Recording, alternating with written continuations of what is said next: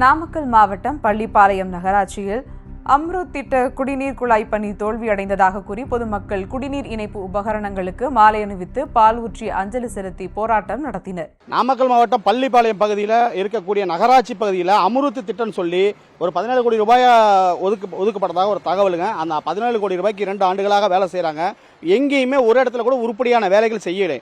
ஒரு இடத்துல தண்ணி வருது, இன்னொரு இடத்துல தண்ணி உடஞ்சி போகுது, இன்னொரு இடத்துல நீரூற்று மாதிரி வருது, ஒரு சில இடங்களில் தண்ணியே வர்றதில்லை. இதையெல்லாம் இங்கே இருக்கும் நகராட்சி ஊழியர்கள் இதை கலாய்வு செய்வதில்லை. இப்போ பார்த்தீங்கன்னு சொன்னால் ஒரு சில எல்லா பகுதியிலும் பறிச்சுப்பட்ட சாலைகள் அங்கங்கே பேருந்து கிடக்கு, எங்கேயுமே வாகனம் ஓட்ட முடியாத அளவுக்கு தான் 21 வார்டுகளையுமே இருக்குது. இது சம்பந்தமாக தொடர்ச்சியாக நாங்கள் நகராட்சி கிட்ட புகார் அளிச்சிருக்கோம். ஆனால் எந்த வித நடவடிக்கை எடுக்காமல், அதே போல் 21 இது இங்கே இருக்கிற 3வது வார்டு தில்லைநகர் பகுதியில் கிட்டத்தட்ட 20 நாட்களாக தண்ணீர் இல்லாமல் இருந்தோம். ரொம்ப சிரமப்பட்டோம். இது மாற்று வழியை கூட ஒரு நகராட்சி ஏற்பாடு செய்யலை.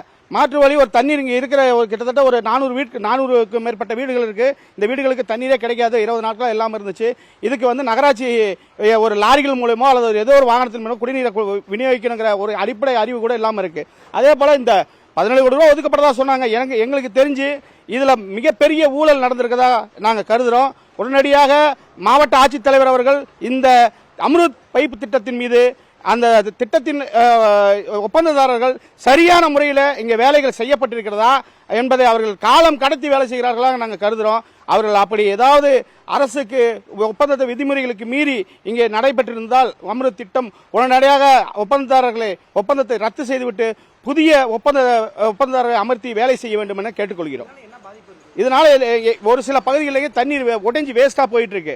ஒரு சில பகுதிகளில் தண்ணீர் வர்றதே இல்லை. ஒரு சில பகுதிகளில் குறுகுறுன்னு வருது. இப்படி பல சிக்கல்கள் இருந்துகிட்டு இருக்குங்க. இங்க எங்களுக்குலாம் 20 நாளா தண்ணி இல்லாமல் இருந்துச்சு. இன்னைக்கு மீண்டும் HTP லைன்ல கொடுக்கறதா சொன்னாங்க. 20 நாளா சொல்லி செக் பண்ண சொல்லிட்டு ஒரு தண்ணி வராதனால மீண்டும் பழைய லைன்லேயே கடைசி கொடுத்து இப்போ ஒரு நாள் தான் தண்ணி வருது.